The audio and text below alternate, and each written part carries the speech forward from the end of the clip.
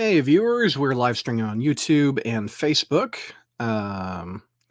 Yes, Charlotte, you are the very first. Is this real life? Yes, you are. You're the very first one to chime in. We're going to add Eddie into this conversation in just a second. Let me send Eddie the link. There you go, Eddie. Let me also take a look over here.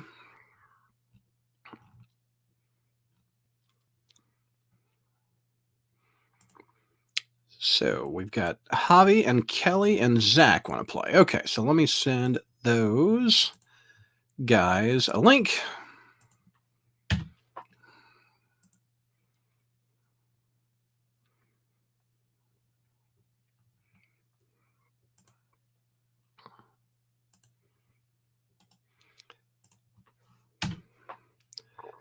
And Javi.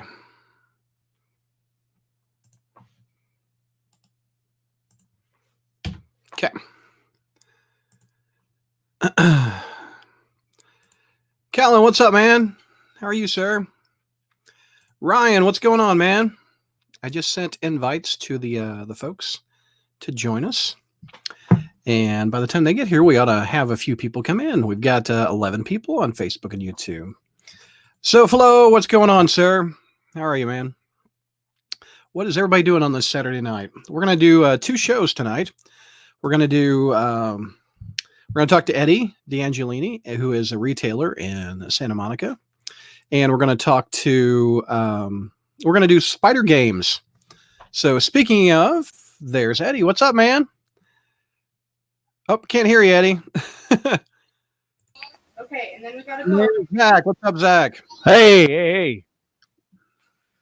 Eddie was plugging himself in. What's up, Eddie? Okay, you want to I'm not sure Eddie can hear us yet. Hang on. Somebody wants to say hi. Here, Gabby. I'm going to give you back to your daddy before we have to say bye, okay? Bye, Sarah. Bye, Gabby girl. I love you. Hey, Kelly, what's up? Hey, Gabby, Hey. can you say hi to everybody on the screen? Oh, Hi. hello. Hi. Hello, how are you, Spider Girl? Aw.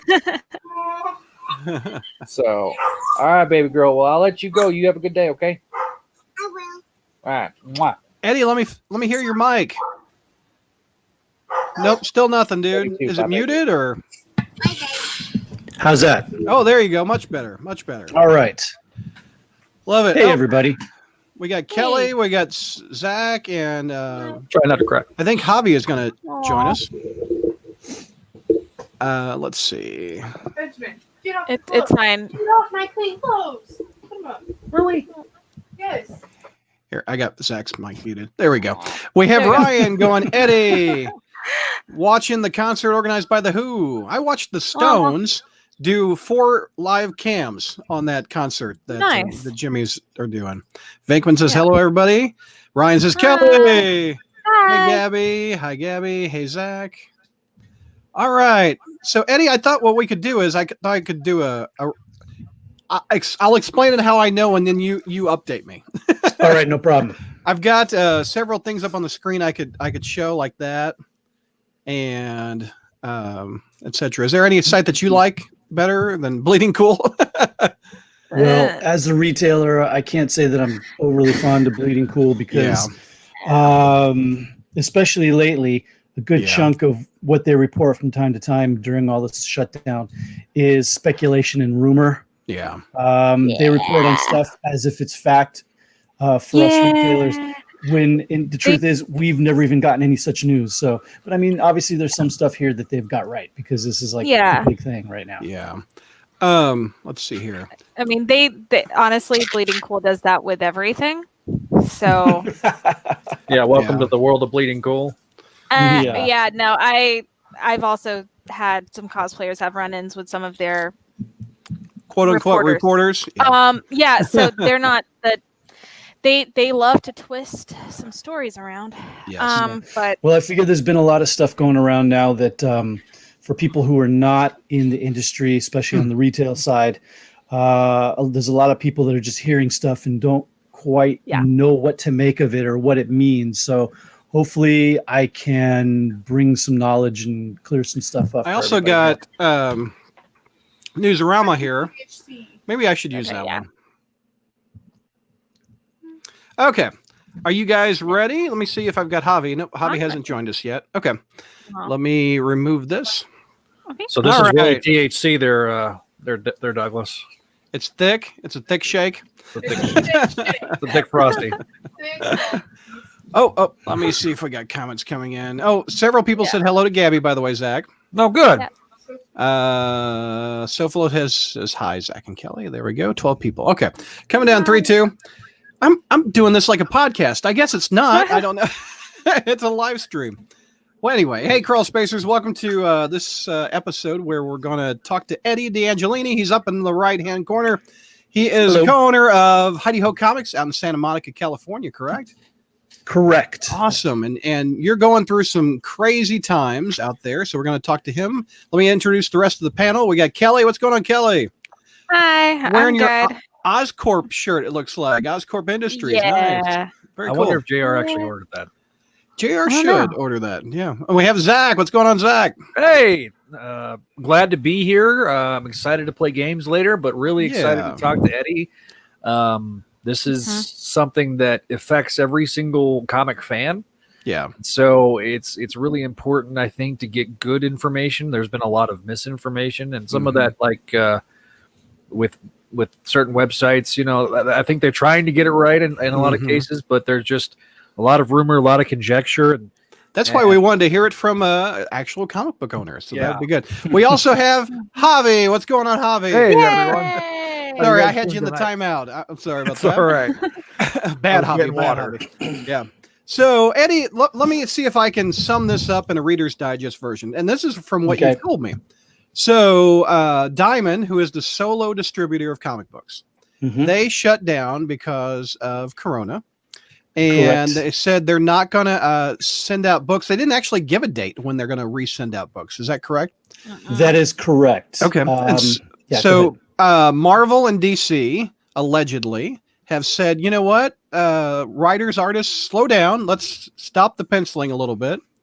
And we don't know when these books are going to be released. So DC said, you know what?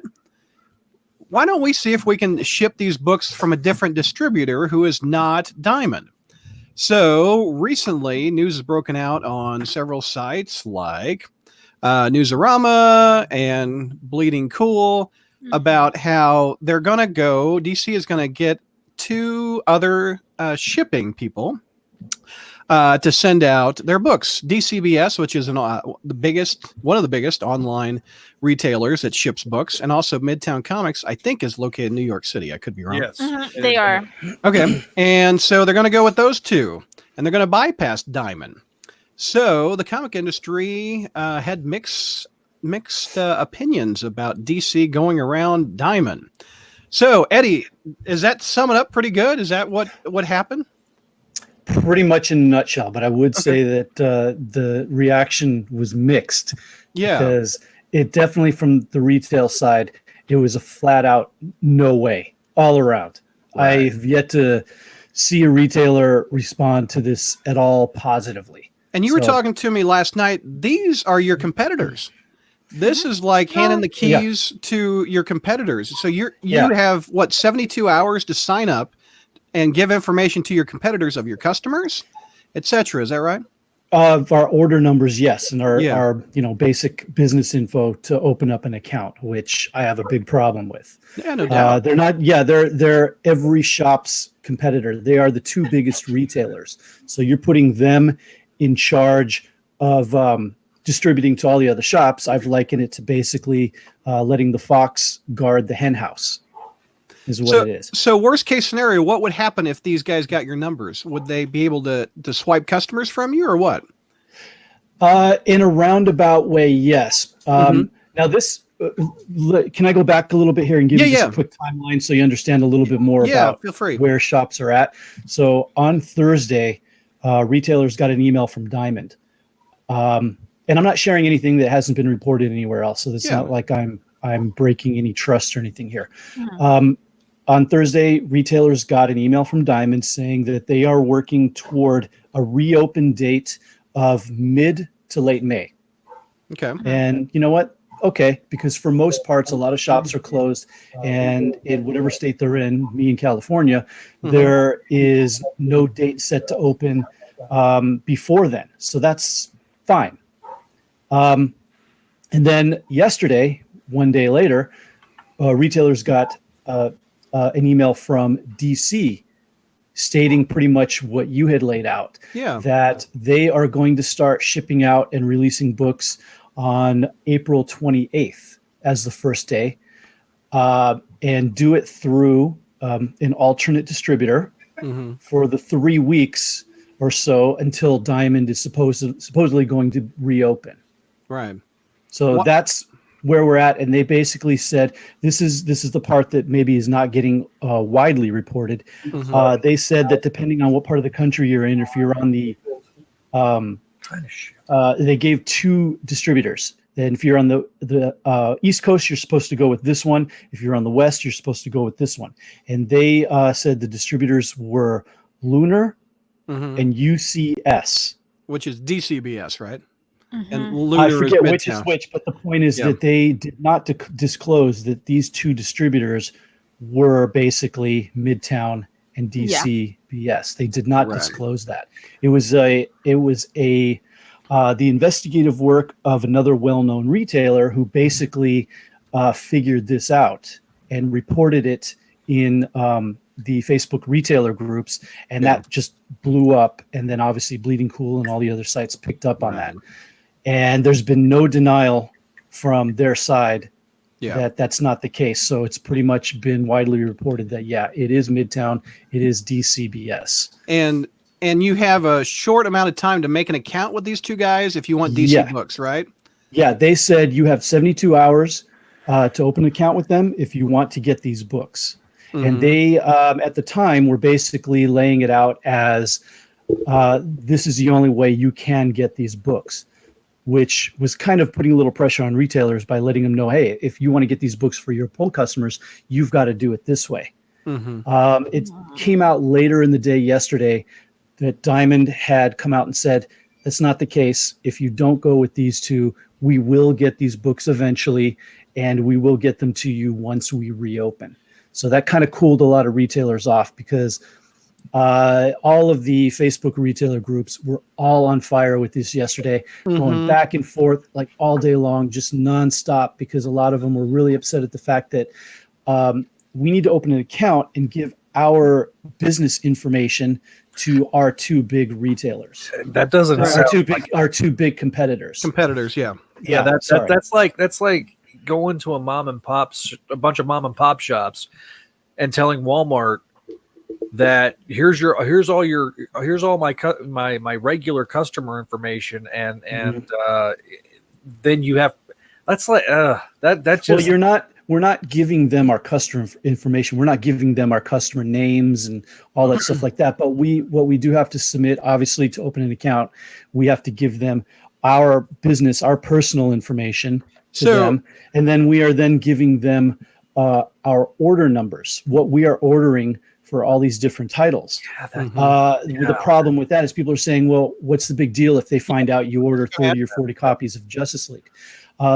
Because they are a nationwide online retailer, they could, I'm not saying they will, they could use those numbers to then adjust their marketing by saying, this area over here of the country, they don't buy enough of this. We're going to target this book over there because it's not selling as well. Or, hey, this area of the market, this country, this state, this part of the country, they buy a lot of this title. So we should market online to them that title so they'll buy it from us. Yeah. So you're basically taking away the sales. You could potentially take away our sales by now marketing, say, Batman or whatever to that whole geographical area. Because they conceivably use Google AdSense or Facebook ads to do targeted ads with people. I'm assuming they can. I'm assuming. So like for AdSense and that Facebook Google stuff, it wouldn't be from the information you're giving. because it's a little bit more broad than that. But what they could do and what I would foresee them doing, because they are, they have good connections with the printers. If they, sent out, once things got back to normal, if they started sending out more flyers, because then they would have that information. Yeah. So now this is more supposed to be customer-based mailing advertising. right now. This right now is supposed to be just for the 3 weeks until, or however many weeks until Diamond reopens. But Yeah. DC earlier today said that, we're rolling this out basically as a test, Yeah. which says to me that they are already thinking or considering Right. some type of alternate distribution outside of Diamond. Now, the problem Yeah. with having, I have no problem with that. I have no problem with another distributor competing against Diamond. Competition just makes everybody better. Forces each company to just to do better for all their clients, to Right. provide more service. It's healthy. On the other hand, I do not hate Diamond the way so many other people seem to hate them. Granted, they're not perfect. They can be very frustrating to deal with sometimes, but what company isn't? Yeah. The one thing with Diamond is when you do have a real problem, there's just nowhere else you can go. They're the only show in town.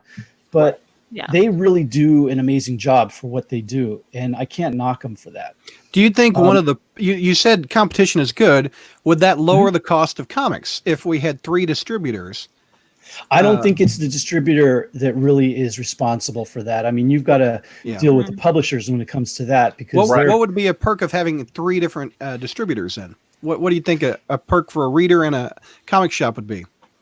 well, like anything else, if you go to if you're in the market for whatever product and you go to several different stores, if there are several different stores, they are going to compete for your business by, at least in this case for me, by providing better service, better discount rates, better all around. They're not going to give me they're not going to, what's the word I'm looking for? I'm sorry. Like you're saying that you're going to get something for a better price. Right. Potentially, yeah, but they're going to offer better terms. They're going to have better policies for retailers, things like that. It's more of they're going to look to see what they can do to protect the retailer. Right. So it probably wouldn't be, I don't really foresee retail price ever going down. But No, I can foresee being able to offer a better deal or a better sale. And some of that, Brad, goes back to, like, especially, like, I'll use Bendis as an example since we're talking about DC.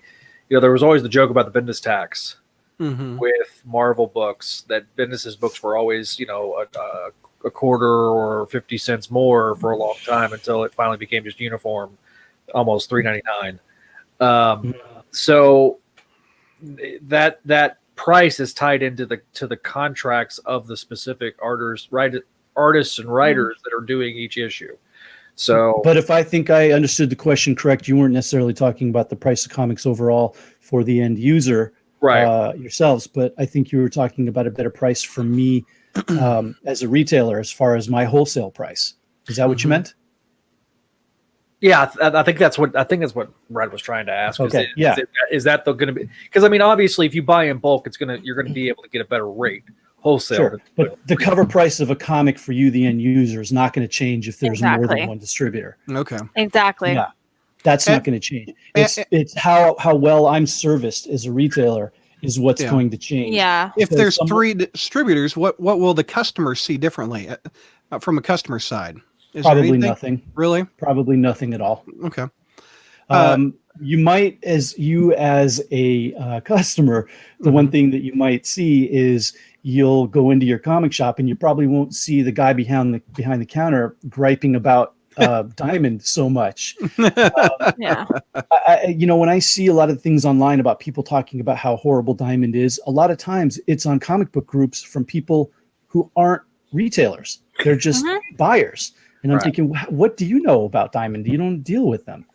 They're not great. They're not perfect, but they're not evil. Right. So I'm okay continuing on with them. And I'm okay if another distributor comes along to compete with them and offer me better service. Yeah. But I sure don't want it to be, another retailer. It should be an outside, independent, unbiased company whose sole reason for existing is to be a distributor and nothing else. So not why a do you- retailer as Why well. do you think these two did this within the 3 weeks? There's a 3-week gap. Is it they've been thinking about this for a while and they were like, might as well do it now? Well, DC, both DC and Marvel and Diamond have been calling retailers during the closure Mm-hmm. and basically taking surveys, asking questions. Right. And I think that perhaps a lot of shops may have said that they want to get product on the shelves soon, even if they're not open, because then they have something that they could sell online. I think they might be responding to that. I think they might be responding to the desperation that some retailers have expressed to them, and they thought, oh, well, they want us to get them product right away. Mm-hmm. And I don't think that's necessarily a great idea. I mean, most shops are already closed right now. They're out. They're closed. Getting them more product that they may or may not be able to sell probably is not the best thing to do right now. So I know for me, if I get, I'm sorry, go ahead. What I was going to ask is that, I've thrown like the Amazon word out there as a publisher. I was getting to that. Okay. All right. Would you like Amazon to distribute your books, or have Marvel? No. What were we talking about? I think maybe I might have misinterpreted where Zach was going with this. I was going to make the argument that giving distribution to the two biggest comic retailers is going to be an Amazon situation, because now you have those two big retailers who now have the ear of DC or whatever publisher, maybe all the publishers eventually, if it's a long-term thing, where then they can now dictate policy to the publishers that are best going to be suited for them and not the small mom and pop shop. And then you have those two big distributors taking over and putting those smaller shops out of business, similar to what Amazon did to all the small bookstores.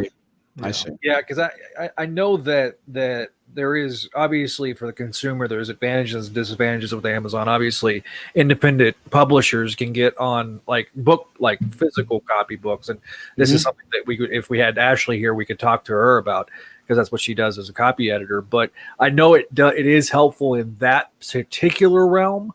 I just was curious would a partnership with Amazon be conducive for the retailers as an alternative means? But because obviously this has been 20 years in the making. We just kind of had this exasperated. Mm-hmm. Obviously, once Marvel got out of their own distribution business.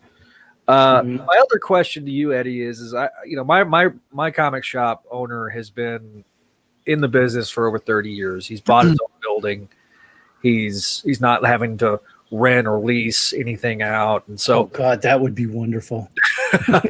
Especially right now. Yeah. So that, it's one of those, so I know, like, I'm assuming you're leasing out your building right now. Right. Is it one of those things where you're going to have to pursue other similar avenues of revenue, like once you reopen, to kind of recoup this loss that you guys are experiencing? Like he does like gaming and stuff like that, like distribution and stuff like that as well, and like card games and stuff like that. I know unfortunately I haven't had the chance to go back out to California to go visit Hideo, so I'm Well, we do have more than one avenue. Obviously, new books from Diamond or product from Diamond is not our only avenue of making money. We obviously have a back issue section. We have an eBay store where we have a lot of our older gold, silver, and Bronze Age stuff. I mean, I constantly buy collections of that stuff. I don't understand shops that don't, because that's good money right there. Yeah. It's the market for vintage comics is strong, and it's always been strong, and that has never dipped. And for us, we do really well with that. We have a gaming portion of the shop. We have a big Magic the Gathering community in our shop, probably one of the biggest in California. And every 3 months, a new Magic set comes out, and that's like, a huge influx of cash with all the people that come in to buy that stuff. So That there probably is more than one. What's that? That probably pays your taxes since you're having to do Yeah, I mean, every 3 months, it's like a nice spike, Yeah. which is good. Yeah. So it's not our diamond is not our only source of income. Like if you took diamond out of the equation, it would leave a hole, but we can find other things to fill it with. Right. I mean, I given all the drama of the last couple of days with all of this, I'm beginning to understand shops that I've seen that don't have a diamond account and they only sell back issues and old stuff. I kind of get it. But still, it's essential in this business to deal with diamond. Yeah. And there's just no way around that. We've got a few comments coming in. Let's read a few of them. We got Vinkman says a huge problem with entertainment in general is the fact that there's virtually no competition because all the big corporations have acquired everything. There's no innovation. Do you think this is an innovation or what Vinkman said, Eddie? I mean, this is them trying to do something different, but it's not the best thing for local shops, it sounds like. Right. I'm all for innovation. I'm all for another, it's been tried before. I'm all for another distributor coming in and saying, hey, we want to offer you something better than what Diamond has. That's not the case here. You basically have DC saying, if you want these books, you got to go through these people who are your competitor and you have 72 hours to do it. We're not telling you how it's going to work or anything is the specifics of how it's going to be done. You just have to do it. Yeah. Borvox says, I don't think DC can build up any other distributors as quickly as they could have with the two they chose. It sounds like shops who don't like them can just stick with Diamond anyway. Okay, so I have a slight problem with this because to me, I was listening to another podcast about this just because it is a hot topic. And that podcast was very pro Midtown, which is fine in general. And I personally, like if Midtown was to come in and say, hey, we want to be a distributor, we want to do this, and they started focusing on that, then it would be kind of a different situation because it could be something that just started, in direct to consumer market and then worked with you guys. But that's not that's just not what is happening. And that's, I think, where people, not at all.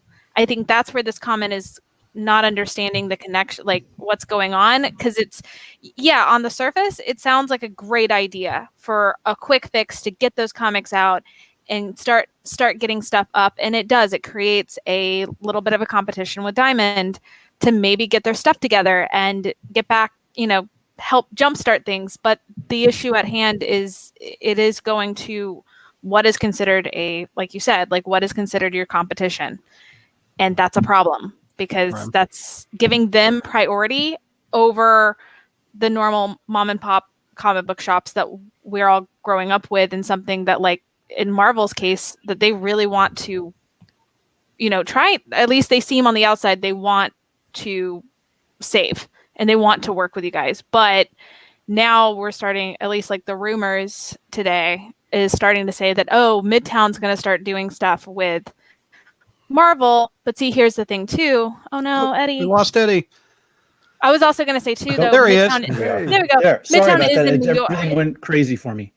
No, you're good. I was also going to say too, though, Midtown is in New York, and it's kind of hard to get stuff out of New York right now. True. But if I can make a point to what you were saying here. Now, if Midtown and DC BS actually openly said, yes, we are your competition, but we do want to be a distributor because we want to help the industry and we want to do right by you guys and help you guys.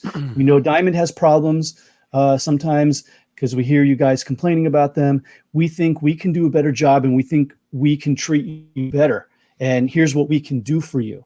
Then I think a lot of the retailers would maybe take a different take on this and say, well, let's hear them out. They are a competition, but maybe they can help us. Maybe they can give us better service.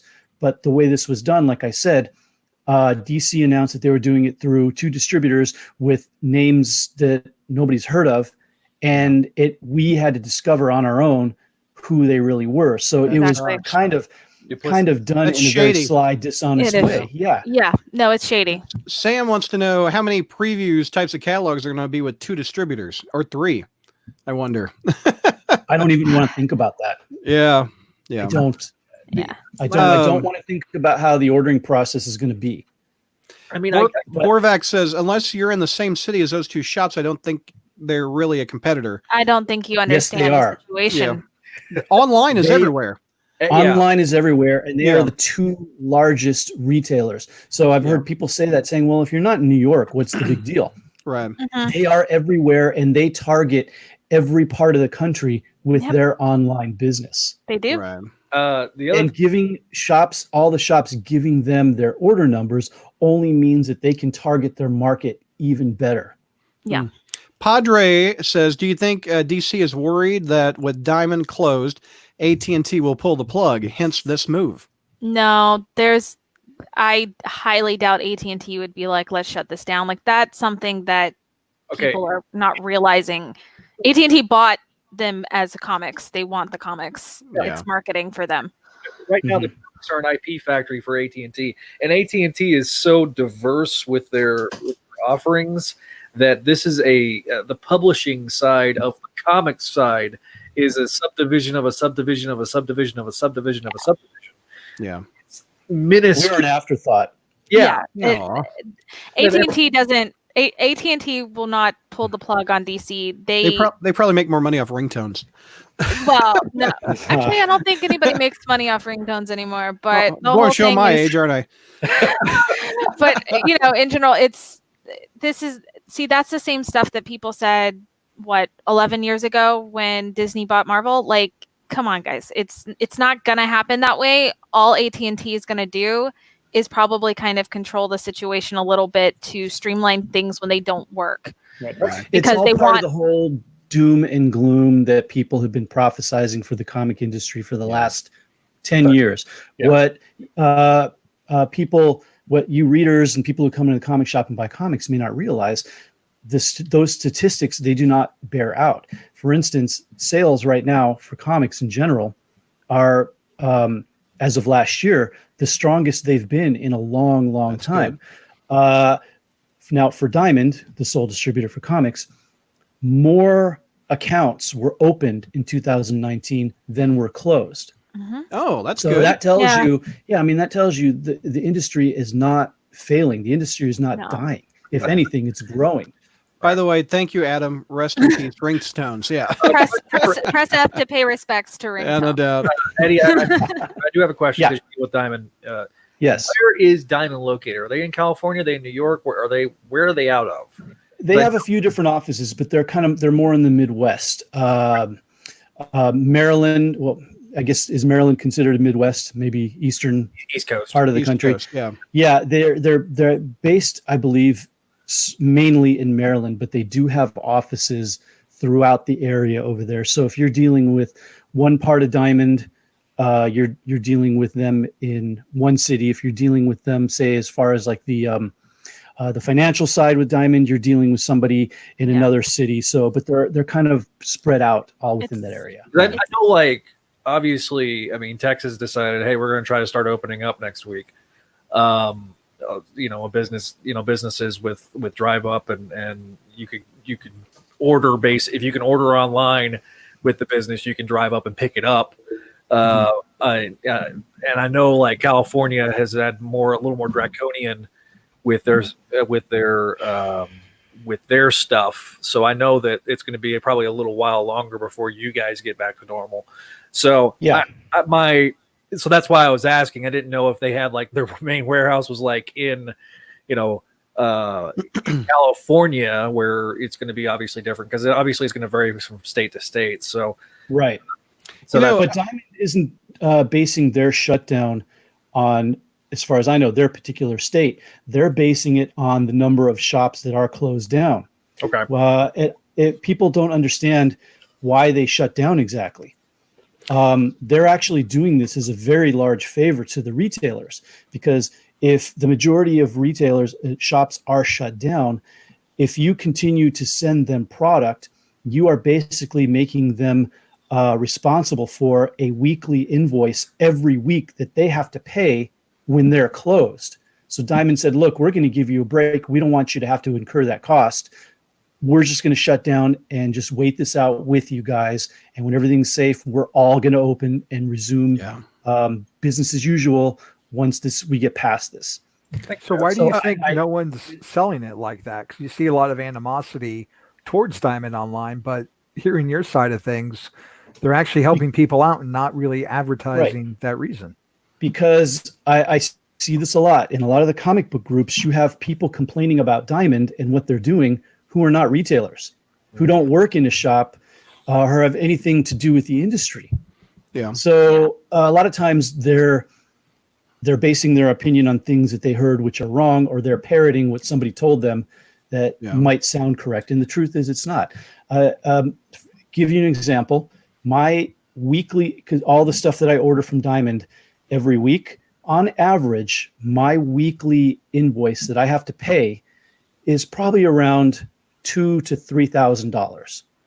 Now, could you imagine if I was closed, which I am obviously, and Diamond still continued to send me product every week, and now every week I was still having to pay $2,000 to $3,000 every week? Wow. That's why Diamond closed. They do not want us to be responsible for that and hit us even harder. So people need to understand that's the reason why Diamond closed, and they will not open until they feel that not only is it safe for them, but it's safe to do so and start shipping out to all the retailers without incurring them a crushing debt on a weekly basis. It seems like DC doesn't care. Would you say that's fair? I mean, it sounds like Diamond may be in a monopoly, but it sounds like they're trying to help you out. DC doesn't sound like they care about your shop. I think that they care, but in a backwards way. They're thinking that, they're hurting. They need stuff to sell. Let's try to get this stuff to them. No, there's been no thought. There's been no word to us about what are we paying for this product? What rates are we getting for it? Is it similar to what we pay for Diamond? What are we getting charged for shipping? Is it being shipped to us? Because I pick up my stuff weekly through a warehouse over here in Los Angeles. It's not too far from me. If you are in a major city, they usually have like a warehouse hub that Diamond sends their stuff to, and then you can drive over there and pick it up.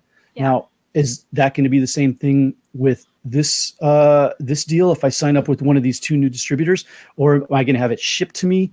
Is that going to ship it to you? That's what they're known for, right? Well, shipping. What kind of cost am I going to pay for that? How much is this going to cost me? Am I going to be able to even make any money off of these books once all that is said and done? You know? I mean, so we're being told you have 72 hours, but we're not giving you any details whatsoever. Okay, so that was going to be my next question. Obviously, because even like on Free Comic Book Day, Eddie, there is a little bit of cost to those free books. Yeah.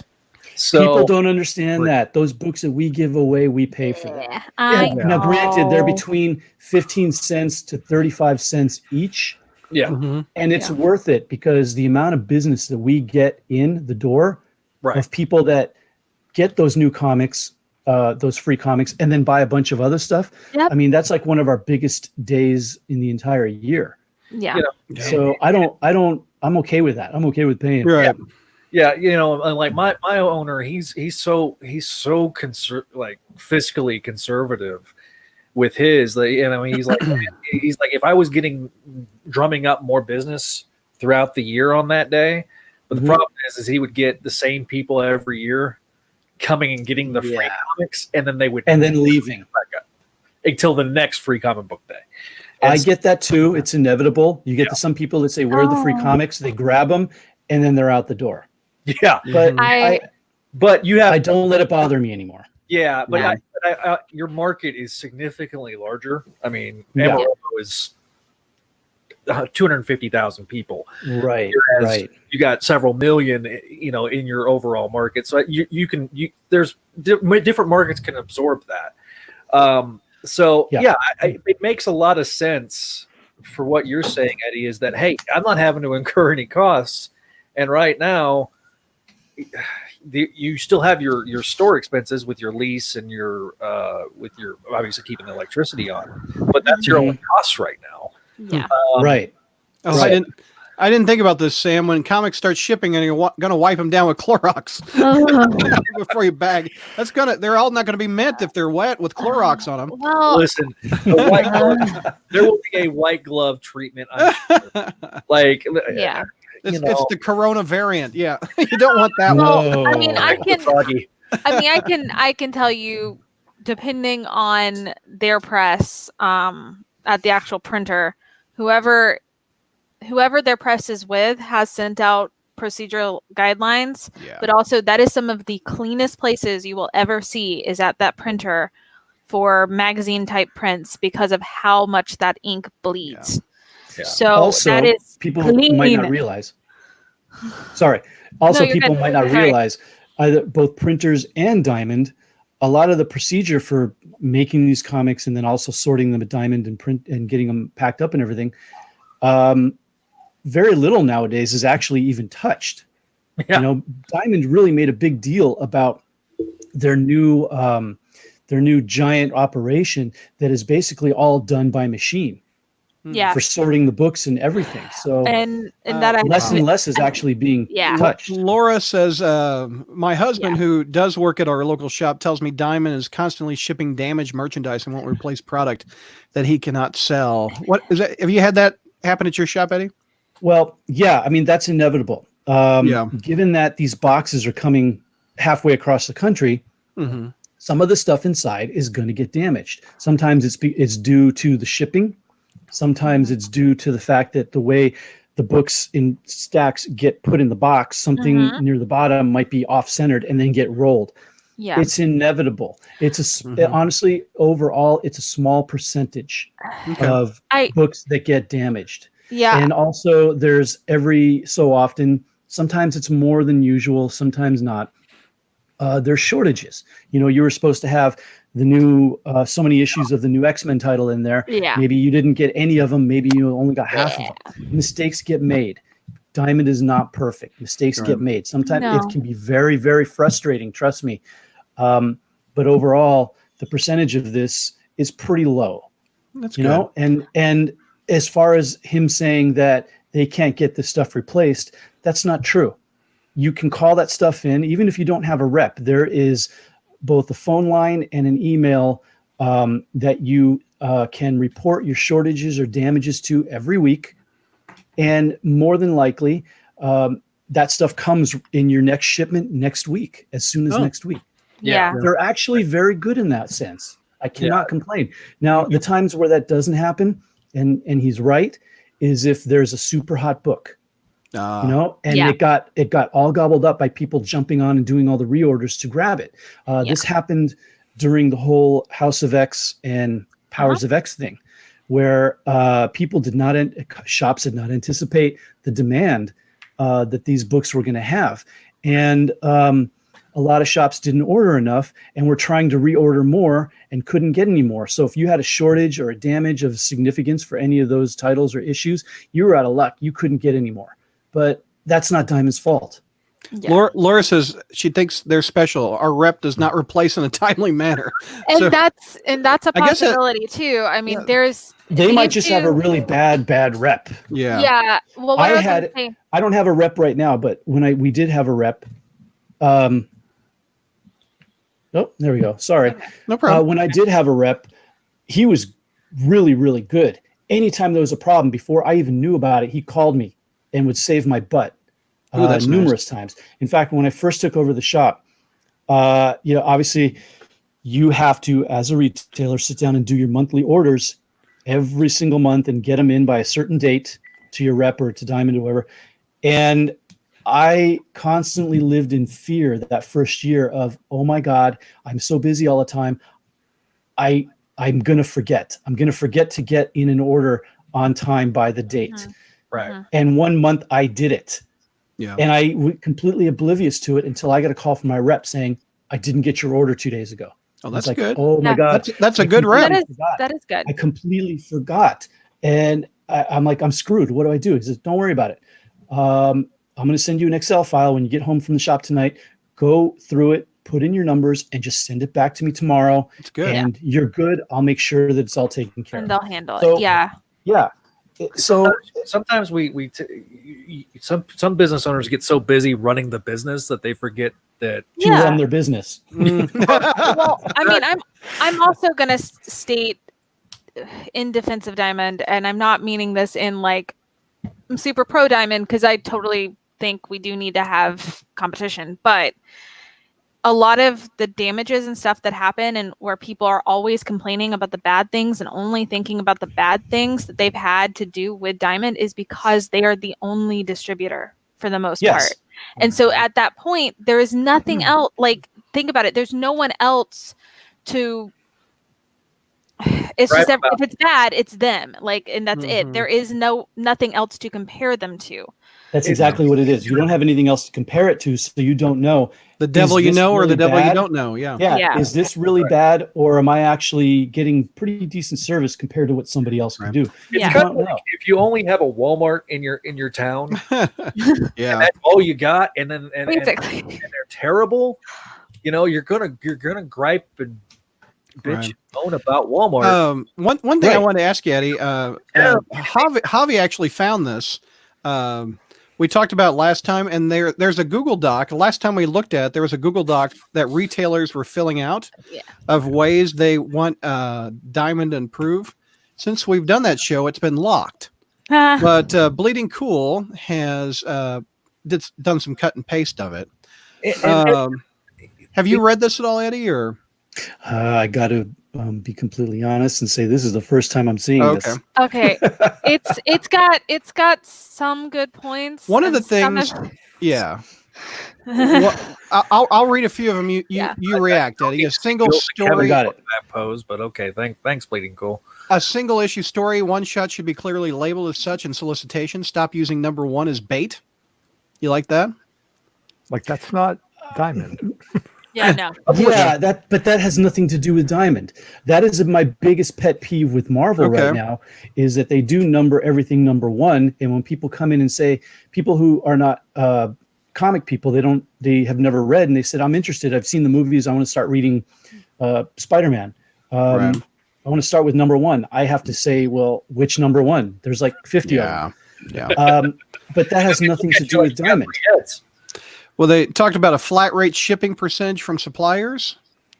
They talk about not every issue of an ongoing comic needs to be 12 issues. I guess this is what shops would like from Diamond, Marvel, DC, all the comic guys. Yeah, this is, So- I think, what they want from the industry as a whole. Right, yeah. I'm not hearing, except for the flat shipping, Yeah. which I'm assuming they're talking about on weekly shipments to shops, I'm Yeah. assuming. Yeah. I'm not really hearing anything that is specific to Diamond. Longer delays between single issues and trades. Do you like that idea? Not necessarily, no, and Okay. I'll tell you why. But again, that has nothing to do with Diamond. Yeah. So much of with the market, it's inevitable that the market is moving more towards trays and less towards floppies. Mm-hmm. My shop specifically is a very trade heavy shop. I do have a certain percentage of my customers are my comic book regulars that come every week or every other week or at least once a month to get their single issues, and that's all they buy. But when it comes to walk-ins, the majority, mass majority of people that come in just walking in wanting to read stuff, whether they're a comic fan or not, they want to go right to the trades. It's like, why I don't want to get a single issue of something that is already halfway in the story. I want to start somewhere where I can read a complete story of significance, like in a trade. And it's especially true for my area because I'm in a heavy tourist area in Santa Monica. Right. And so I have a lot of tourists that come in that want to buy stuff. They don't buy single issues. They want to buy a pile of trades. I mean, literally a pile of trades that they can take back to whatever country they're from, at least for the ones that are international tourists. Yeah. And they have significant reading material that way because either one, they don't get comics in the country where they live, or two, they're so expensive because of all the tariffs and everything, Yeah. exchange rate and all of that. So I don't see what the significance of having a longer wait for the trade is, especially for me, because I have so many people that are basically telling me when's the next trade of Saga coming out or when's the next trade of this coming out. They also comic shops have asked for delays in digital release. What do you think of that? I know he hates this. Digital is it's a crock. This whole argument about digital is a crock, and I'll tell you why. Okay. It does not affect the comic shops hardly at all. It is a tiny percentage of the comic market, and it is not growing. It has flatlined and has been flat for the past 5, 6, 7 years. It does not affect comic shops the way all these owners groan and gripe about. And secondly, it's not taking away from print at all, because studies have shown that a lot of people get into comics, certain titles, by reading the digital, at least like the first couple issues, try it out, and then they immediately go into the comic shop and buy the trades. So it's kind of like a testing ground to see what they like before they go in and buy. Yeah. What do you think about returnability? I know Marvel's stopped that, haven't they? I have a very, very, very big opinion on this. What's that? Retailers need more returnability. And returnability is, let's say you order 50 copies of Spider-Man and 25 are left on the shelf. You should be able to send those back to Marvel and say, hey, these didn't sell. Is that what that is? Yeah. Okay. Yeah. And one of the things in the start of 2020 that a lot of publishers announced was that they are going to do more returnability. Now, it wasn't Marvel and DC. It was the smaller publishers like Boom and IDW and such like that. But if you want to help the comic shops thrive, you need to you need to have more returnability. It's only going to make, in my opinion, the industry stronger, because if a comic shop knows that they have full or partial, mostly partial returnability, they're not going to do what I do, which is sweat over every single copy of a book that they order. Every month when I do my orders, I have to look and see what my past month's of sales on that title is and try to guess, like, am I gonna sell it? Yeah. Order a little bit more, a little bit less, because I don't want to have issues left over for the most part, unless it's a major title like Spider-Man or X-Men or something like that. Yeah, I want 1 or 2 copies to go into my back issue section, but the back issue market, at least for me, and I've talked to a lot of other retailers who say the same, it's shrinking. When a book comes out, the week it comes out, you have that window, that Wednesday, Thursday, Friday to sell it. And then after that, that window is like this. Yeah. And then after another week, it's gone. Yeah. And if you ordered too much of something and you're stuck with 20 copies, good luck. You're basically going to either have them sit in your storage room forever, or you're going to put them right into your 50-cent section. Yeah. And Marvel does that so you can get more for the variants, right? You got to buy X amount of books to get a special variant. Yeah. And I don't know if that variant is worth the hassle, is it? No, it's not anymore. The last time I ordered big like that for something was on Spider-Man 800. Okay. Yeah. To get those high-end variants. I can show you a picture of boxes full of Spidey 800 in my storage room that I will never sell. I will be buried with them. I give them away to kids when they come in. Yeah, Kid, you like Spider-Man? There you go. You want one for your brother? There you go. Oh, come on. No. I was gonna say I've had comic book stores straight up tell me they're not like, because again, as I've explained, and to any new viewers not knowing this, I collect a particular character. So when I see them on the variant cover, on previews, or if I see like an article or something where it's showing that Mayday is going to be on that cover, I got to go find it, and I figure out a way to find it. And I've straight up been told by comic book shops, I'm not getting enough copies to get that. Yeah. Or I'm only Mayday going to get one. And it's not going to be Mayday you. on that, right? Mayday variant on 800. I don't think they did a Mayday one. There was for 800. There was a Ron Friends cover, which I did get because that was back with my very special comic book store Tea House Comics that had to go bankrupt very shortly after that. So, Eddie, but it's a smart thing for Marvel and DC to do because they don't have to. I guess pulp is the word that they used to do in the 70s. They had to burn them or Yeah. when they got returned. I mean, did Marvel and DC team up to do this non-returnability thing? Marvel started. Not for your benefit.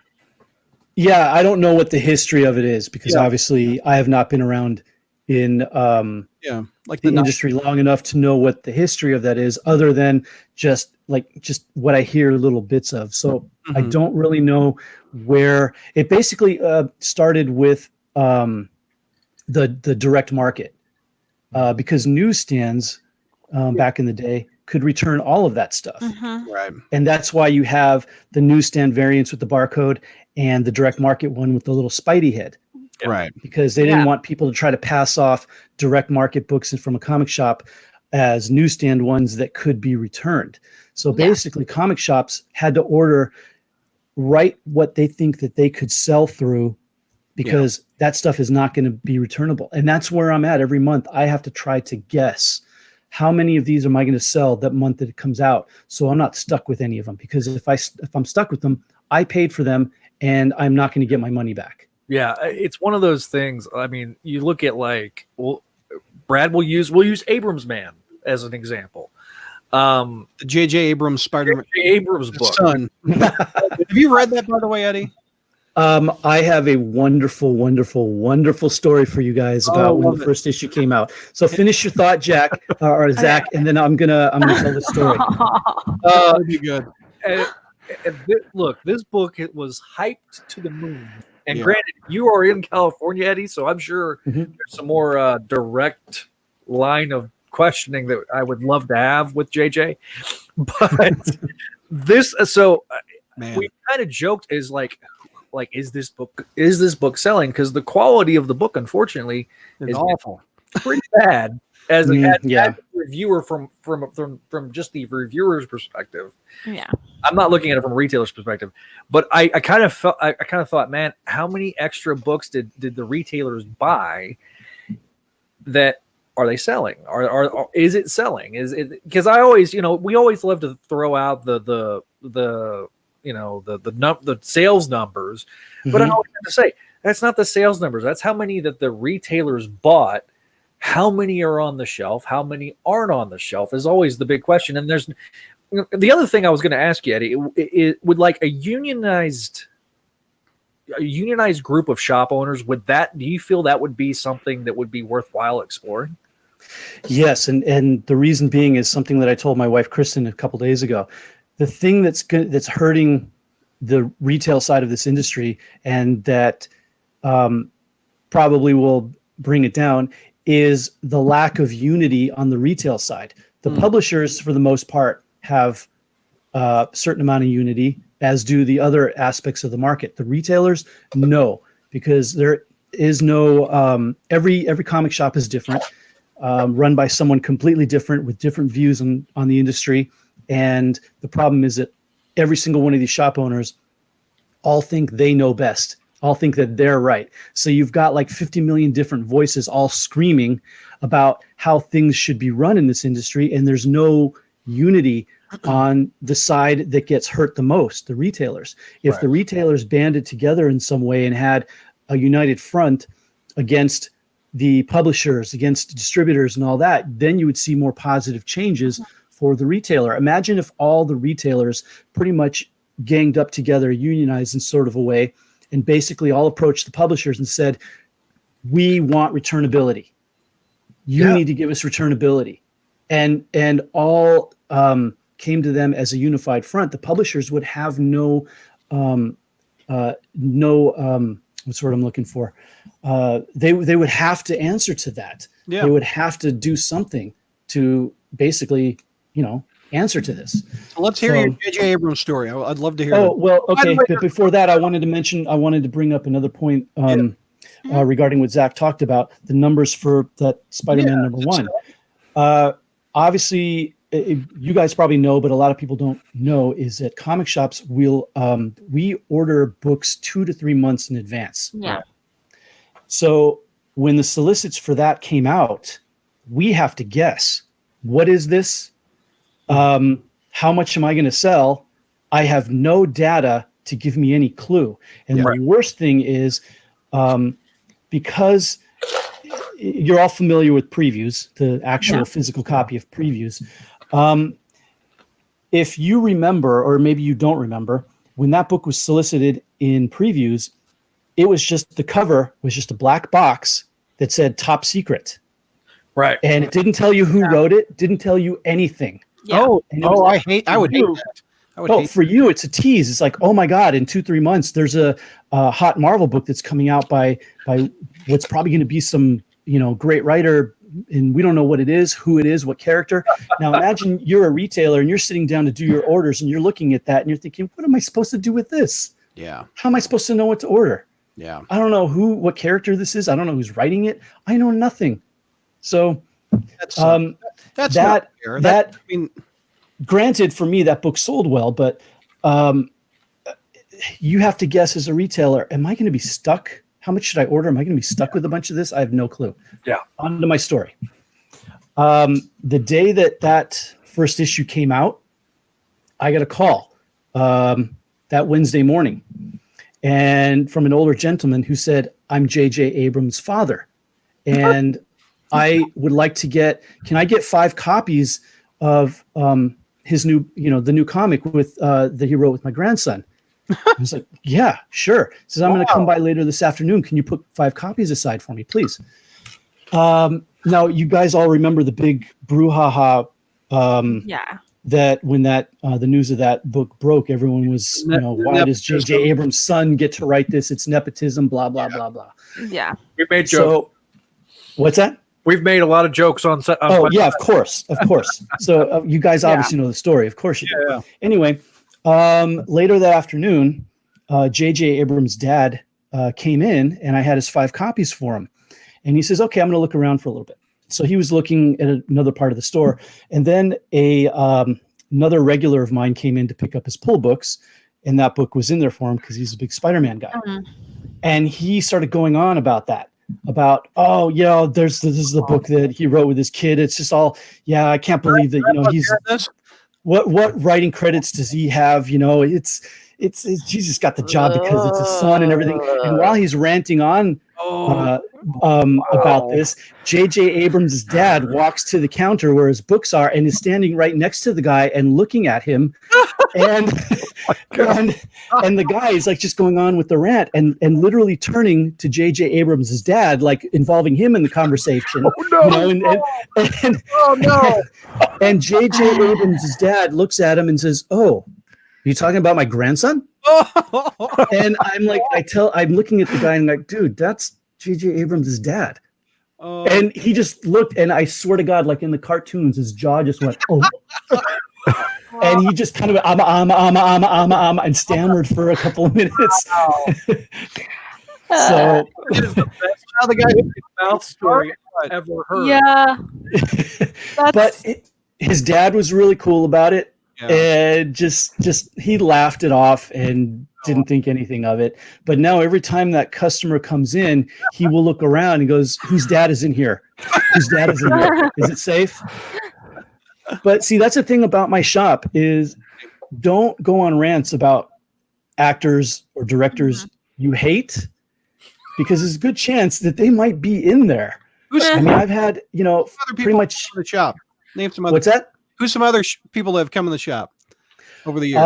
I'm going to sound like I'm bragging, but I'm going to brag anyway, because this is the part of the owning the shop in Santa Monica that I love. J.J. Abrams. God, I'm spacing on the name. I don't know why all of a sudden I'm brain farting. The Buffy guy. Joss Whedon. Thank you so much. I don't know why it just totally left my mind and I couldn't think of his name. Joss Whedon. Viggo Mortensen's son is one of our pull customers, and he's come in with Viggo a couple of times. And it's literally like every woman in the shop suddenly is just like holding their breath.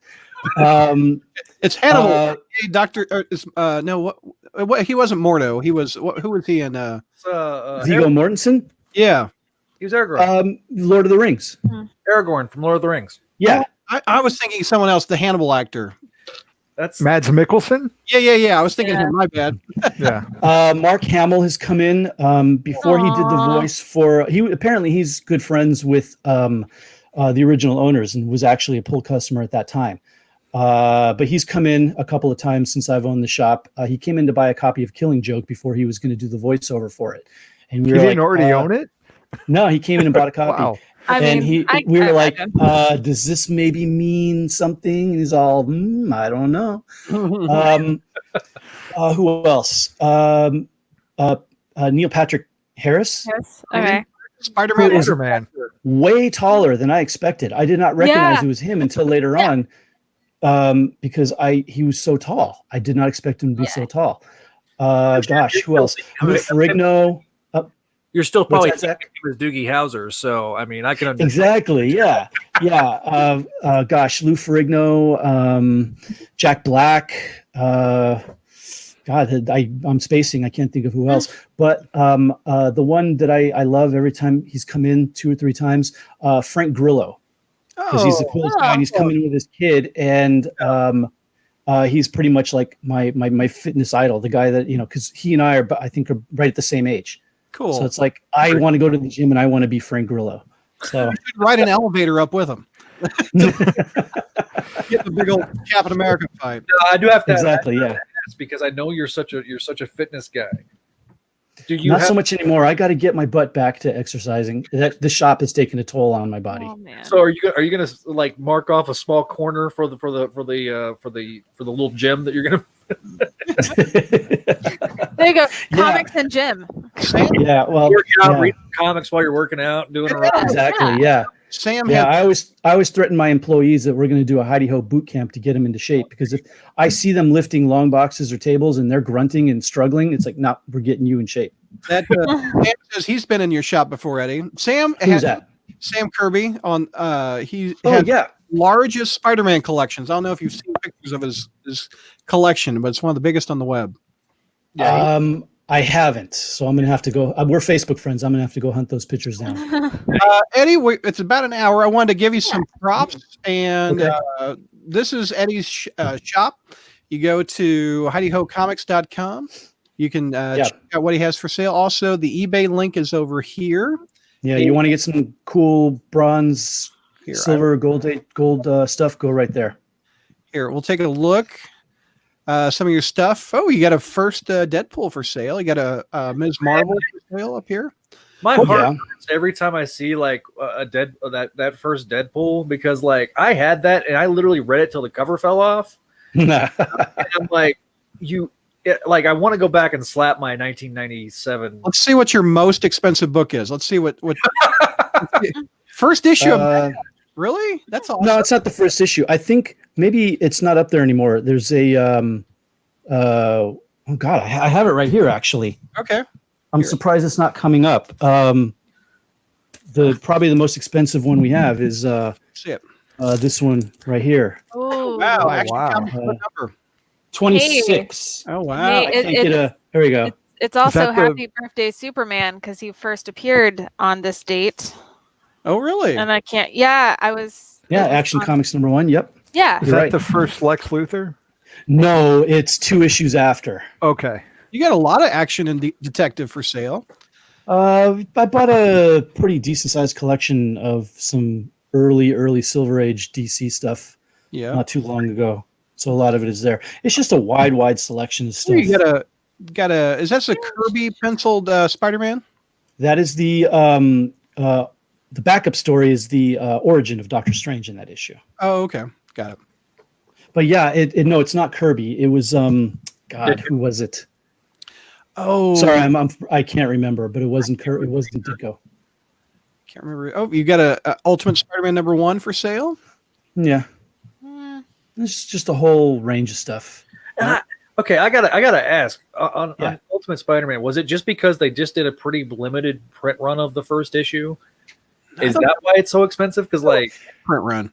Yeah, plus it's known. It's still popular for collectors, and it's known as being the one book at that time that helped save Marvel and start that Ultimate line. right? But I mean, there's a lot of copies out there, so it's not something that's like super valuable. or Yeah. it's super fast seller, but it's still a popular book for Yeah. any Spider-Man fan. Got a lot of good issues up there. So head on over to HeidiHoComics.com. Any final thoughts, Eddie? Anything you want to get off your chest before we Brad may release this as a podcast. You know that, right? Well, I'm just hoping that I shed some light on what's going on right now with the closure of Diamond, with what DC is doing and the conflict of interest that they're doing with these two new supposed distributors. Honestly, right now I'm waiting for them to kind of just walk all this stuff back. Yeah. Because the retailers are upset about it. And frankly, me and I know plenty of other retailers are fine waiting until Diamond reopens. It's not a big deal. Right. Because most of us, our shop, they're closed anyway, so there's nothing we can do. Yeah. So at the very least, I hope I shed a little bit of light on what it's like on the retailer side of all this. And maybe you understand a little bit better, what Diamond is like, what it's like being a retailer, what it's like on our side. Yep. When I texted Brad, I said, "Man, you should reach out to Eddie to do this." I knew that I would learn things, and I think I've learned, or it's confirmed some things that I've always thought maybe was true, but kind of didn't know for sure. So being able to talk to somebody like you, especially with a topic such as this, I think between this and our news episode that we did a few weeks ago, I think we may have been probably the most rounded, Brad, I think, in terms of the coverage, because I think so often when you cover this topic, it's from purely the consumer side. Yeah, we got first-hand information from Eddie as a retailer. Yeah. I think the comics is really the only industry where you, the consumer, are really overly interested in what is going on the retail end and how that plays out for you guys. I mean, you guys don't go to the grocery store and wonder what it's like for them, how they get their eggs or what it means for them. Yeah. It's really only the comic industry. I mean, go ahead. Sorry. I was going to say, I was like, there's at least when I was growing up around comics, there was a lot of hullabaloo and drama involved where we had to get directly involved to try and speak our opinions because they weren't being listened to. Yeah. Right. So, Oh, sorry, Kelly. No, you're fine. I'm just saying in general, I think that it's created that kind of culture because in the 90s where it became super popular to start fighting for things, which now, they do it in the entertainment industry all the time. Comics really were the first that I ever saw where things actually got done from it. There was a direct correlation of if fans were loud enough, publishers would, they'd start listening. So, Tiger Girl. And you know what? I was trying my best to not say that. Within the first hour. That goes directly back to what Zach asked me about. Same thing. If retailers altogether were loud enough, maybe that they will be heard by Diamond, mostly by the publishers, because it's really the relationship between the publishers and the retailers that really where we need to be heard. Right.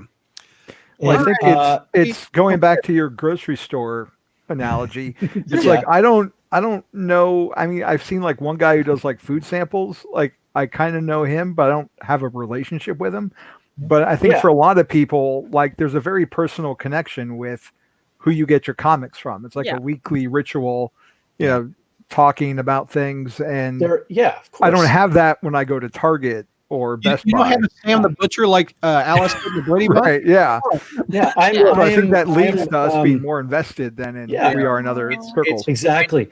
I'm really good friends with a lot of my regular customers, and I'm glad for that, and I wouldn't change that. But you don't get that in any other industry. And Brad, if you don't mind me plugging something really quick, no problem. All the stuff that I had talked about here, I go in depth even more on a podcast that I started with another retailer and another friend called Tales from the Comic Shop. And it's pretty much all about what, we're talking about here from the retail side and what all the real like ins and outs are and what's really going on now from our side, where we really try to explain what all of this means and much, much more in depth. You can find us on Facebook, Instagram, Twitter, if you just look for Tales from the Comic Shop. And we just put up what is our first episode that we, talking about all this just this morning. So if you want to hear more about Trying to pull all it of the situation from two retailers, you can listen to that. Granted, it's our first episode, so it's a little. Oh, I got it. Hold on. I found. But as we go on, we're going to talk more about things from the retail side and what it all means. Hey, Eddie, Okay, Yeah. there you go. Right here. Yeah. have Yeah. y'all submitted your stuff to iTunes yet? No, we literally just started this because we wanted to talk about this. Right. Cool. So, but we're going to continue on with it, I think. I'll get with you in the next day or two, and I Okay. can help you get everything up on iTunes. Appreciate it. I mean, we really want to do something that, as we go on with this, something that's much more professional and everything, and really as entertaining as possible, that the retail and numbers and sales and figures and all that can be. But I think that, like you said, for this industry, the fans and the readers really are interested in this kind of thing. And we kind of want to do this to help set the record straight about what's really going on. We'll wrap it up with what Laura said. She says, comic shops are very personal. That's where I met my husband.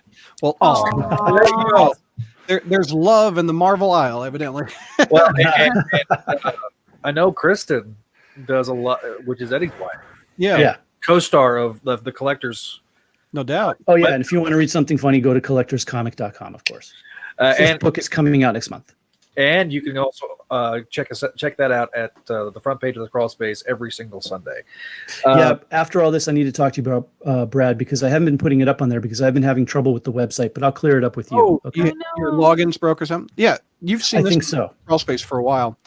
Yeah. So there is Eddie. And look, you can Because buy. I got plenty of new ones that I'd like to get up there. Oh, okay. No doubt. No doubt. Speaking of, we're going to take a 10-minute break. And Eddie, if you'd like to stick around, we're going to play some Spider-Man games. Yeah. Oh, you guys are going to kick my butt on this, but sure. Okay. We have one Spider-Man game because the other one you told me was Quiplash, which I can't control Oh, We'll talk the about theming of that. oh, But okay. yeah. We're going to do Spider-Man Hangman and whatever Kelly has planned. Okay, Mad Libs. All right. Red Cool. Lib, sorry. Not Hangman. Sorry. Also, I have a special guest that's going to join us for the sixth Ooh. time. Nobody knows who it is. Tune in about 10 minutes, and we will be back on the air. All right. Okay. We're starting good to see you know, Hobby, Eddie, Eddie's Kelly, coming Hi, back. Eddie. Coming back. So we'll see y'all. Yeah, I'll hang out if Thank you guys you. will have me. Yeah, Sure. totally. Okay. Yay. I'm heading Cool. in